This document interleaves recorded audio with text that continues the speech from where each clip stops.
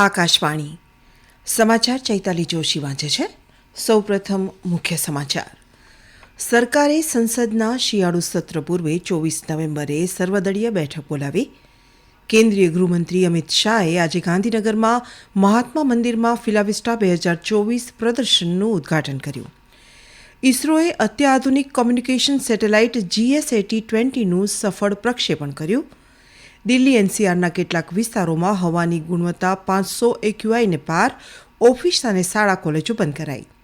રશિયાએ સુદાનમાં તાત્કાલિક યુદ્ધ વિરામની હાકલ કરતા સંયુક્ત રાષ્ટ્ર સુરક્ષા પરિષદના ઠરાવ સામે વીટો કર્યો અને મહિલા એશિયન ચેમ્પિયન્સ હોકી ટ્રોફીની સેમીફાઇનલમાં ભારત જાપાન વચ્ચે મુકાબલો. સમાચાર વિગતવાર. કેન્દ્ર સરકારે સંસદના શિયાળુ સત્ર પૂર્વે 24 નવેમ્બરના રોજ સર્વદળીય બેઠક બોલાવી છે.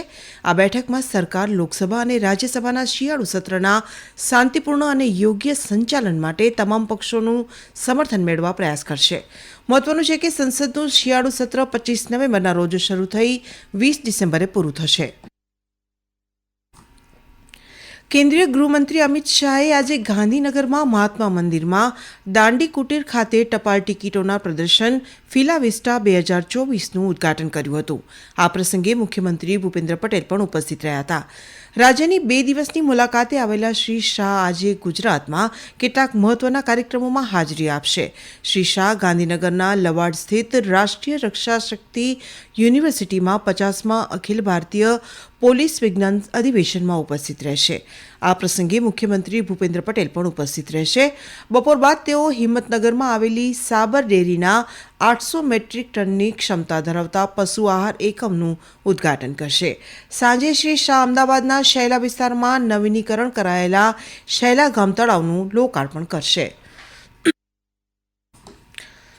બ્રાઝિલના રિયો ડી જાનેરોમાં યોજાયેલા G20 શિખર સંમેલનમાં જાહેર કરાયેલા ઘોષણાપત્રમાં સંવાદ અને રાજદ્વારી માધ્યમથી સમસ્યાઓના ઉકેલ પર ભાર મૂકવામાં આવ્યો છે. ઘોષણાપત્રમાં જણાવવામાં આવ્યું છે કે શાંતિ દ્વારા જ સતત વિકાસ અને સમૃદ્ધિ હાંસલ થઈ શકે છે. G20 દેશોએ ઇઝરાયલ પેલેસ્ટાઇન સંઘર્ષના ઉકેલ માટે દ્વિરાજ્યનું સમર્થન કર્યું છે અને માનવીય સહાયતાના પ્રયત્ન વધારવા પર ભાર મૂક્યો છે. સંમેલનના પ્રથમ દિવસે ભૂખ અને ગરીબી પરના વૈશ્વિક સંગઠન તથા વૈશ્વિક સંચાલન સંસ્થાઓમાં સુધારા પર સફળ સત્રો યોજાયા હતા. પ્રધાનમંત્રીએ બ્રિટનમાં 2 નવી કોન્સ્યુલેટ ખોલવાની પણ જાહેરાત કરી હતી. પ્રધાનમંત્રી સંમેલનના બીજા દિવસે આજે સાતત્યપૂર્ણ વિકાસ અને ઉર્જા પરિવર્તન પર સત્રને સંબોધન કરશે.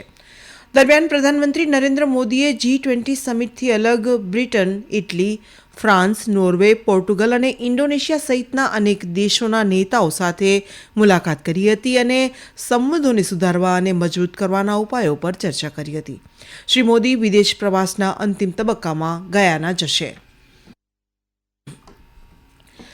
મહારાષ્ટ્ર અને ઝારખંડ વિધાનસભા આવતીકાલે યોજાનારી ચૂંટણી માટેની તમામ વ્યવસ્થાઓ પૂર્ણ થઈ ગઈ છે. મહારાષ્ટ્રમાં એક જ તબક્કામાં તમામ 288 બેઠકો માટે મતદાન થશે. સત્તારૂઢ ભાજપની આગેવાની હેઠળ મહાયુતિ ગઠબંધન રાજ્યમાં સત્તા જાળવી રાખવા માંગે છે, જ્યારે મહાવિકાસ અઘાડી MVA પુનરાગમન કરવા પ્રયત્ન કરે છે.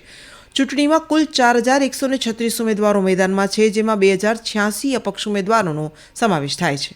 ભાજપે 149, શિવસેનાએ 81 અને અજીત પવારની આગેવાની હેઠળની NCPએ 59 બેઠકો પર ઉમેદવારો ઊભા રાખ્યા છે. કોંગ્રેસે 101, શિવસેના UBTએ 95 અને NCP-SPએ 86 ઉમેદવારો ઊભા રાખ્યા છે.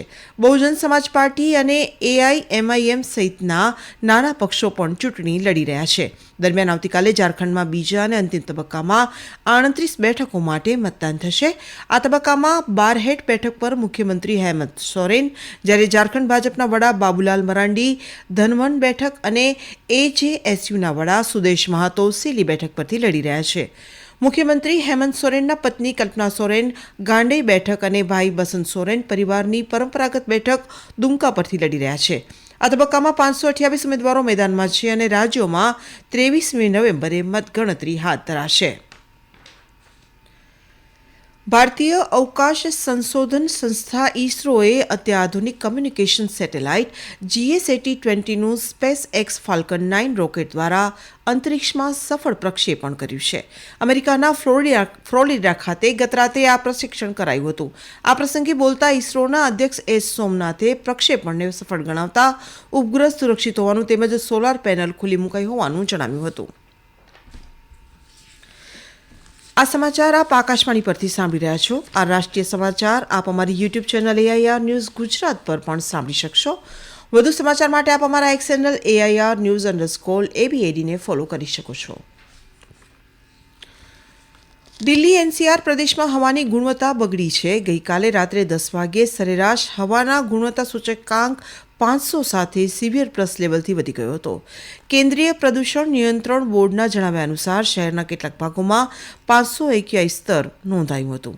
આજે સવારે 6 વાગે દિલ્હીના IGI વિમાન મથક, બબાના Anand Vihar, JLN stadium, Okhla phase 2 જેવા વિસ્તારોમાં 500 AQI નોંધાયો છે. રાજધાનીમાં પ્રદૂષણના વધતા જતા સ્તરને ધ્યાનમાં રાખતા દિલ્હીના ઉપરાજ્યપાલ વિનયકુમાર સક્સેનાએ દિલ્હી સરકારને તમામ સરકારી કચેરીઓમાં તબક્કાવાર સમય રાખવાનો નિર્દેશ આપ્યો છે. દરમિયાન દિલ્હીના મુખ્યમંત્રી આતિશીએ દિલ્હીની શાળાઓમાં આજથી ધોરણ 10 અને 12 સહિતના તમામ વર્ગો ફક્ત ઓનલાઈન લેવાની જાહેરાત કરી છે. દિલ્હી યુનિવર્સિટી શનિવાર સુધી ઓનલાઈન વર્ગો ચલાવશે. દરમિયાન ગઈકાલે સર્વોચ્ચ અદાલતની ફટકાર બાદ દિલ્હી NCRના વિસ્તારોમાં ગ્રેડ 4 એટલે કે ગ્રેડેડ રિસ્પોન્સ એક્શન પ્લાનના પ્રતિબંધ લાગુ કરાયો છે. રશિયાએ ગઈકાલે સુદાનમાં તાત્કાલિક યુદ્ધ વિરામની હાકલ કરતા સંયુક્ત રાષ્ટ્ર સુરક્ષા પરિષદના ઠરાવ સામે વીટો કર્યો છે. દક્ષિણ આફ્રિકાના દેશ સિયેરા લિયોન અને UK દ્વારા રજૂ કરાયેલા પ્રસ્તાવમાં સુદાનમાં તમામ પક્ષકારોને તાત્કાલિક ધોરણે દુશ્મનાવટ બંધ કરવા તેમજ યુદ્ધ વિરામ પર વાતચીત કરવા માટે અપીલ કરવામાં આવી છે. આ પ્રસ્તાવ નાગરિકોની સુરક્ષિત અવરજવર તેમજ માનવ સહાય સહિતના અન્ય પગલાઓને સુનિશ્ચિત કરવા વાટાઘાટો અર્થે એક મંચ પર આવવા માટે દરખાસ્ત કરાઈ છે. બ્રિટનના વિદેશ સચિવ ડેવિડ લેમીએ રશિયાની આ પ્રતિક્રિયાને અસ્પષ્ટ અને ઉદ્ધત ગણાવી છે, તો સામે પક્ષે રશિયાએ બ્રિટન પર સુદાનની બાબતોમાં દખલ કરવાનો આરોપ મૂક્યો છે. 15 સભ્યોની સુરક્ષા પરિષદમાં રશિયા એકમાત્ર સભ્ય છે જેણે આ દરખાસ્ત વિરુદ્ધ મતદાન કર્યું છે.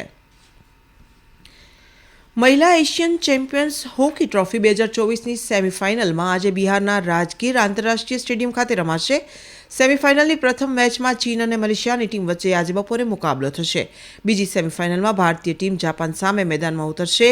આ મેચ 4:45 શરૂ થશે. સલીમાના નેતૃત્વમાં ભારતીય ટીમ પોઈન્ટ ટેબલ પર 15 પોઈન્ટ સાથે આગળ ચાલી રહી છે.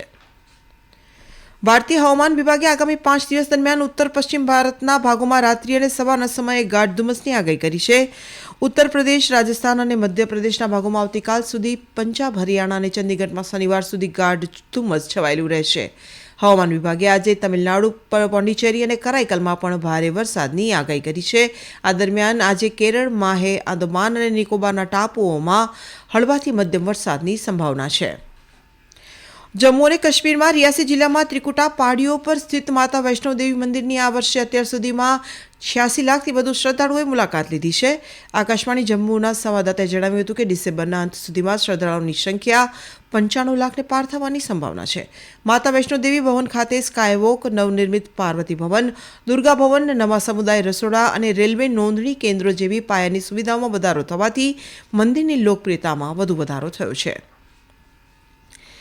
જમ્મુ અને કાશ્મીરના જમ્મુ ઝોનના અધિક પોલીસ મહાનિર્દેશક આનંદ જૈને પૂંચના સરહદી જિલ્લામાં સુરક્ષા પરિસ્થિતિની સમીક્ષા કરી હતી.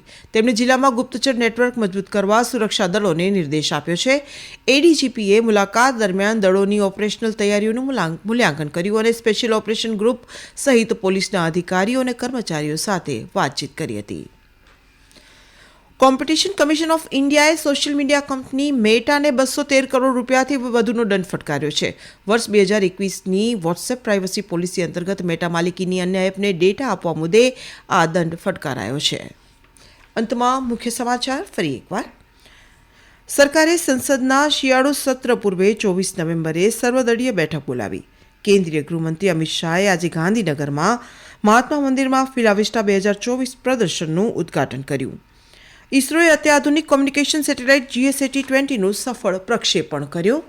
દિલ્હી NCRના કેટલાક વિસ્તારોમાં હવાની ગુણવત્તા 500 AQIને પાર, ઓફિસ અને શાળા કોલેજો બંધ કરાઈ અને મહિલા એશિયન ચેમ્પિયન્સ હોકી ટ્રોફીની સેમિફાઇનલમાં ભારત અને જાપાન વચ્ચે મુકાબલો. આકાશવાણી પરથી સમાચાર પૂરા થયા.